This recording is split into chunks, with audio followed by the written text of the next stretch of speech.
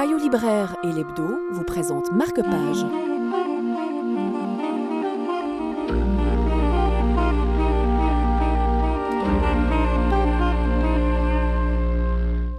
Il y a des gens qui ont un chien parce qu'ils n'ont pas eu d'enfant.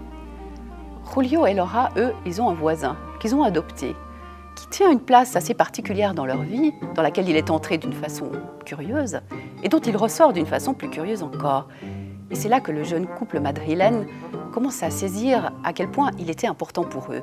Les choses se gâtent, le couple se brise, et tout d'un coup, Julio, abandonné, se retrouve tenté par le désir d'entrer dans la peau de quelqu'un d'autre. Et là, ce qui l'attend dépasse très largement ce qu'il avait pu imaginer.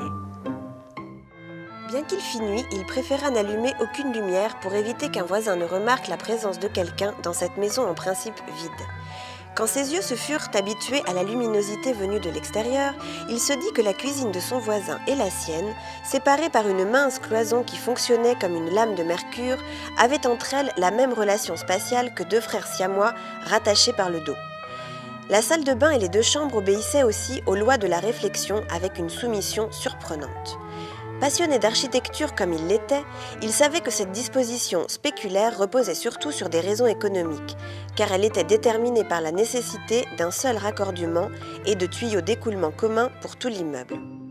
Avec ce roman bref, dense, allègre, Juan José Milas écrit bien sûr sur le couple contemporain, ses problèmes, ses manquements, ses mensonges, mais surtout sur l'illusion, le reflet, l'effet d'optique, le dédoublement, le jeu de miroir, un jeu dans lequel les rôles ne sont pas distribués à l'avance. Et puis c'est aussi, avec beaucoup de finesse, une très jolie réflexion philosophique sur ce que ça signifie véritablement habiter un lieu.